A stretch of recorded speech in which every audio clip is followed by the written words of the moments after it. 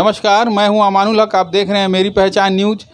आज मैं अपने न्यूज़ में एक ऐसा पद्धति के बारे में बताऊंगा जो चिकित्सा से संबंधित है, जो चिकित्सा के क्षेत्र में 5वीं कड़ी में इसका भी नाम आता है। जैसा कि आप सभी जानते हैं कि कई पद्धतियों से इलाज होता है और कई तरह के मरीज भी पाए जाते हैं।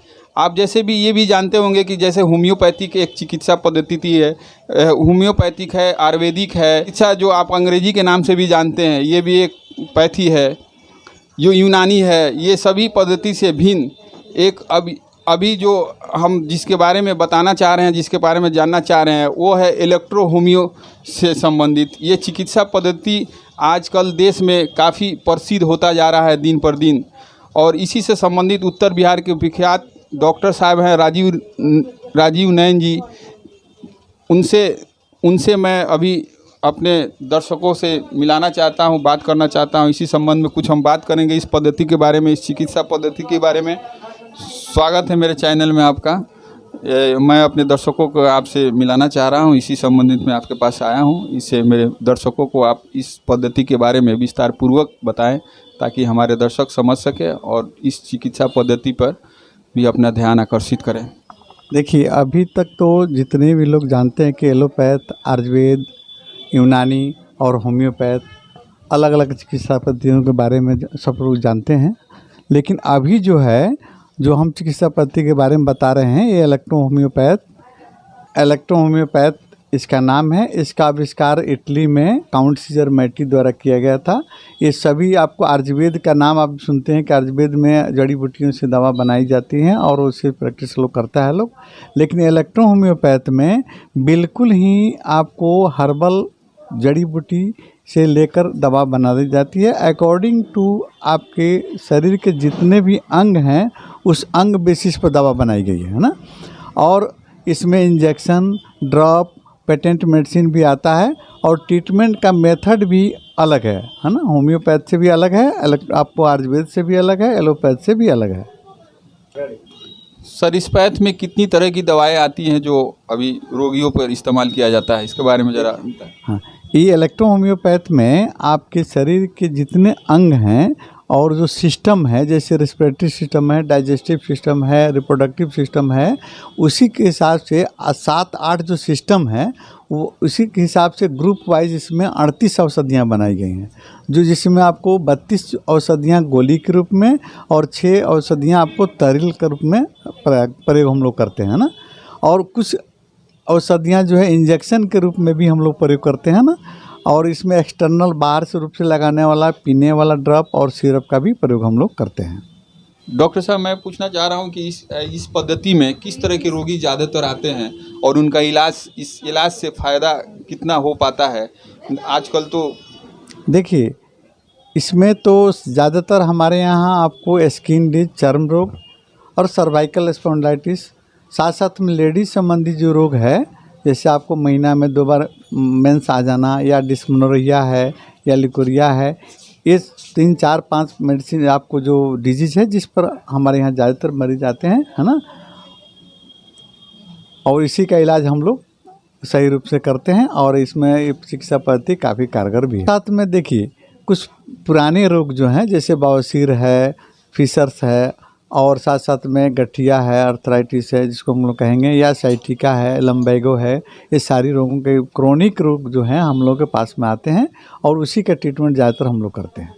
मैं ये भी जानना चाहूँगा कि जैसे आजकल के समय में लोग ज़्यादातर अंग्रेजी दवा की तरफ भागते हैं, जैसे MBBS डॉक्टर के पास ज़्यादा जाना पसंद करते हैं, MD जो डॉक्टर हैं, स्पेशलिस्ट होते हैं, या उससे अलग होते हैं तो जैसे आयुर्वेद से संबंधित जो डॉक्टर्स हैं या जो भी है गांव देहात में लोग इलाज कराते हैं, इस सब संबंधित जितना आप बता रहे हैं आप उसके बारे में, तो ये लोग जो इलाज करते हैं और जो आपके पास अभी जो अपने पद्धति से बता रहे हैं, इस संबंध में मैं जानना चाहूँगा या मेरे दर्शकों को ज़्यादा से ज़्यादा जानकारी मिल सके कि इस इलाज से और उस इलाज में कितना फ़र्क है, क्या है इसके उदाहरण। देखिए, इलाज जहाँ तक है एलोपैथ में है, आयुर्वेद में है या यूनानी में है, तो एलोपैथ में एनाल्जेसिक का लोग प्रयोग ज़्यादा करता है, जिसमें कुछ क्षणों के लिए दर्द आपको आराम हो जाता है और फिर पुनः बार बार मरीज दर्द की दवा खाते खाते उसके लीवर किडनी और सब भी तकनीकी गड़बड़ी आने लगती है, जो वो चीज़ से आपको हमारे इलेक्ट्रोपैथ में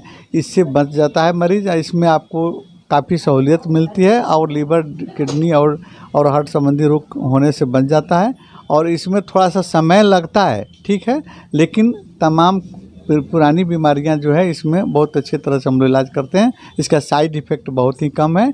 आयुर्वेद से भी, एलोपैथ से और होम्योपैथ से भी ये अलग चिकित्सा पद्धति है। डॉक्टर साहब, इसमें जैसे नए युवक पढ़ाई करके अपना इस पद्धति में अगर आना चाहते हैं, जैसे और सब मतलब पढ़ाई के लिए जैसे MBBS, MS, चाहे BA MS, चाहे यूनानी मेडिसिन, चाहे जो भी करने के लिए ये जो अभी हम लोग पद्धति की बात कर रहे हैं, इस पद्धति में आने के लिए योग्यता क्या चाहिए और नए पीढ़ी जो आना चाह रही है उसके लिए क्या सहूलियत है आपकी पद्धति में? देखिए, अभी तक तो जितनी चिकित्सा पद्धतियां हैं, आपको जैसे एलोपैथ सबसे महंगी चिकित्सा पद्धति है, उसकी पढ़ाई भी बहुत महंगी है। आयुर्वेद की भी पढ़ाई महंगी है, होम्योपैथ की भी पढ़ाई महंगी है ना। अभी हमारे चिकित्सा पद्धति का गवर्नमेंट से रिकॉग्नाइजेशन नहीं हुआ है। 5वीं चिकित्सा पद्धति के रूप में हम लोग स्ट्रगल कर रहे हैं मान्यता लेने के लिए, है ना। और इसमें आपको तमाम कोर्स और जितने भी चिकित्सा पद्धति के हैं उसमें बहुत सस्ती इसमें आपको पढ़ाई की व्यवस्था हम लोग किए हुए हैं, ताकि ये चिकित्सा पद्धति ज़्यादा डेवलप हो, ज़्यादा आपको सब लोगों की सेवा में हम लोग उपस्थित रहें। तो इसके लिए हम लोग जैसे मानते हैं कोई लड़का अगर ISC बायोलॉजी से है या आर्ट्स से है या साइंस से है ना, या ग्रेजुएट है, तो उसके लिए एक 3 साल का कोर्स हम लोग प्रोवाइड किए हैं, जिसमें आपको MBH के नाम से जाना गया है ना। इसका फीस भी बहुत ही हम लोग कम रखे हैं, ताकि उसमें अच्छे से जैसे जानकारी देकर और नया भविष्य अपना इसमें रोज़गार को ढूंढ सकते हैं और कर सकते हैं। जिसमें बहुत चिकित्सा पद्धतियाँ तो महंगी, इतनी महंगी है कि जिसमें सबको जाना मुश्किल है, नहीं जा पाता है लोग, है ना। लेकिन इलेक्ट्रोपैथ में है कि आप कम समय में अच्छी जानकारी प्राप्त कर सकते हैं और साथ साथ में उसमें आपको साइड इफ़ेक्ट होने की भी कम संभावना है ना। तो जो लड़का मानते हैं अगर आर्ट्स फैकल्टी से है तो उसको भी हम लोग बायोलॉजी का ज्ञान अब 2 साल में कराते हैं, टोटल एनाटॉमी फिजियोलॉजी को पढ़ाकर, और तब इसके मेडिसिन के बारे में हम लोग पढ़ाते हैं।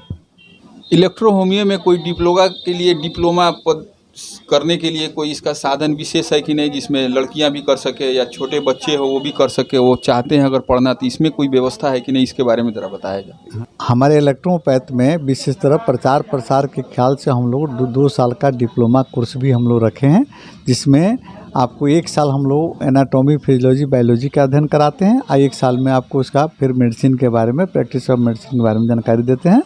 बहुत ही आपको कम समय में आप इसको डिग्री प्राप्त कर सकते हैं और आप मार्केट में बैठकर अपना लोगों का इलाज कर सकते हैं, सेवा दे सकते हैं। देखिए, ये थे डॉक्टर नयन साहब। इन्होंने इलेक्ट्रो होम्योपैथ के बारे में विस्तार पूर्वक हमारे दर्शकों को बताया, और फिर हम अगले वीडियो में फिर मिलेंगे। इसी के साथ मेरे चैनल को सब्सक्राइब कीजिए, लाइक कीजिए। इसी के साथ धन्यवाद।